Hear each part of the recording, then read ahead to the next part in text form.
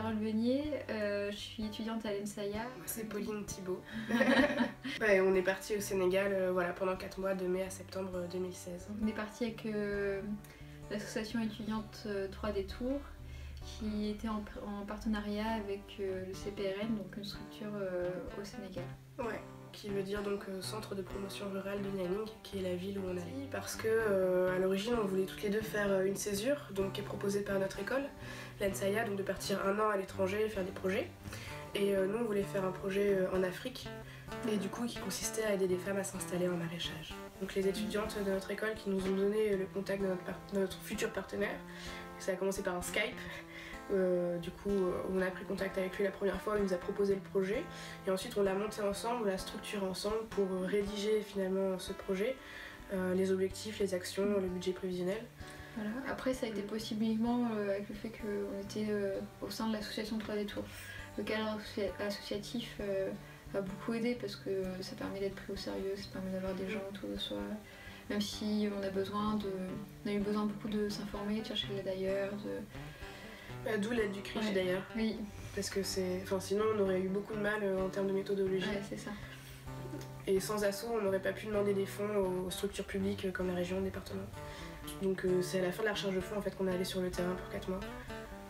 Donc c'est là-bas après qu'on a commencé à le réaliser, que ce soit accueillir les femmes, les accompagner pendant toute la période où elles ont cultivé leurs légumes, et les former aux techniques, que ce soit le budget ou sur le terrain. Après, ce qui était intéressant, c'était qu'on a aussi fait des restitutions donc dans les écoles primaires et aussi au sein de notre école, au sein de l'ENSAIA, donc avec une conférence, une expo photo, et c'était vraiment bien de montrer aux gens ce qu'on avait fait, de partager ça, quoi. Ouais, l'objectif c'était vraiment de partager notre expérience, et comme dans notre école il y a peu de projets de ce type-là, aussi de montrer que c'était possible. Le projet était déjà proposé par notre partenaire au Sénégal, mais il fallait le structurer, il fallait établir un budget. Trouver les fonds, soumettre notre dossier de présentation du projet à différents financeurs, que ce soit privés ou publics. Et après il y avait tout l'aspect com, avec les différences culturelles avec le partenaire. C'était pas évident, surtout à distance, quoi. À distance, voilà. Puis après sur place, sur place il y a plein de choses, il fallait s'adapter. S'organiser au niveau du travail, remplir nos objectifs, aussi modifier nos objectifs par rapport à la réalité de terrain, et du coup ça nous a beaucoup appris à nous bouger, à chercher l'information, à plein de choses, à être rencontrer du monde aussi, chercher des solutions partout parce que c'était pas forcément tout ce qu'on avait prévu, donc on allait rencontrer plein de monde. En aide, le CRIJ avec Sébastien Laloué, après l'association Terre Africaine avec son directeur donc Jean-Luc Redman, et ensuite c'était sur place avec France Volontaire qui nous ont aidés, qui nous ont accompagnés. Dès qu'on est arrivé, on allait les voir pour avoir des conseils. Vous cherchez des conseils à droite à gauche, mais on n'a pas vraiment de tuteur. Non, après il n'y avait pas de tuteur du tout, que ce soit à l'école ou sur place. Attends, j'en ai une. Nianing c'est une ville très touristique, et du coup au début, la première journée, notre partenaire nous avait dit allez vous balader, allez découvrir la ville, moi allez-y toute seule, quoi. Et on se sentait un peu mal à l'aise en fait parce que on était un peu toute seule, on voyait vraiment la différence culturelle, quoi. Et c'est là on était la minorité, et les blancs sont pas toujours ultra bien perçus, en tout cas dans une ville aussi touristique que la nôtre, ou que celle où on était, parce qu'ils sont plus à donner de l'argent qu'à vivre avec eux. On se faisait accoster, quoi. On se faisait accoster pour acheter des choses, pour donner de l'argent, pour prendre un taxi, pour tout. Donc fallait faire avec. Fallait apprendre à faire avec. À partir du moment où tu commences à parler leur langue, ça va. Ils disent qu'on n'est pas les touristes. Et aussi s'adapter avec les femmes qui parlaient pas français. Et donc il fallait quand même réussir à communiquer avec elles, essayer de comprendre ce qu'il y avait derrière, ce qu'elles disent et ce qu'elles disent pas. Et ce qu'on avait de traduction et ce qu'on n'avait pas de traduction. Vu que le partenaire traduisait 1 fois par semaine quand on faisait des réunions hebdomadaires. Après c'est vrai que c'était un très grand échange humain en fait. De se rendre compte de comment est la vie là-bas, se confronter aux réalités.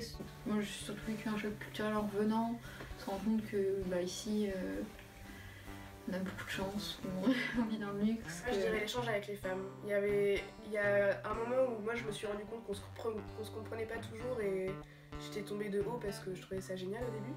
Mais globalement, on arrivait quand même bien à se comprendre et il y avait parfois de gros échanges.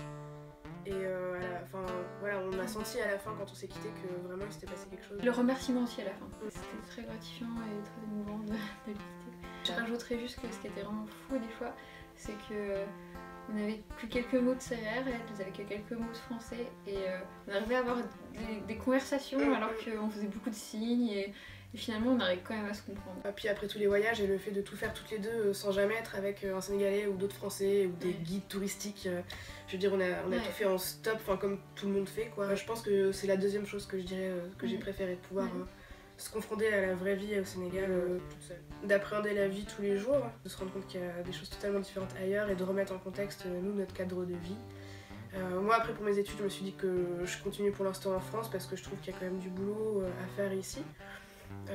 Mais j'espère vraiment pouvoir retourner dans d'autres pays, que ce soit en Afrique ou ailleurs, pour rencontrer d'autres cultures et surtout toujours comme ça, proche des gens quoi. Ouais. Après c'est vrai que moi aussi dans ma façon de vivre de tous les jours, c'est vrai que je prends conscience de beaucoup de choses, je suis plus tolérante, je suis plus compréhensive par rapport à certaines choses et je prends conscience des chances aussi qu'on a. Après niveau professionnel, c'est un peu orienté ma vie professionnelle parce que là je fais un stage donc là pour l'instant c'est CIRAD, donc c'est un institut de recherche sur l'agronomie au niveau international et j'aimerais bien après continuer sur l'international en agronomie, donc je sais pas encore exactement si je continuerai avec le CIRAD ou de notre structure ou si c'est plutôt de la recherche ou du développement, mais c'est quelque chose qui m'intéresse beaucoup. Aussi pour terminer, tous les enjeux des projets de solidarité internationale, on se rendait pas du tout compte de tous les problèmes que ça peut engendrer, de toutes les incompréhensions, tous les faux pas entre l'assistanat et l'accompagnement par exemple. Et tout ça c'était un peu des grands mots et je pense qu'on avait vraiment besoin d'être sur place pour le comprendre. Voilà. C'est clair qu'il y a des choses qu'on peut comprendre que sur place, qu'en vivant l'expérience.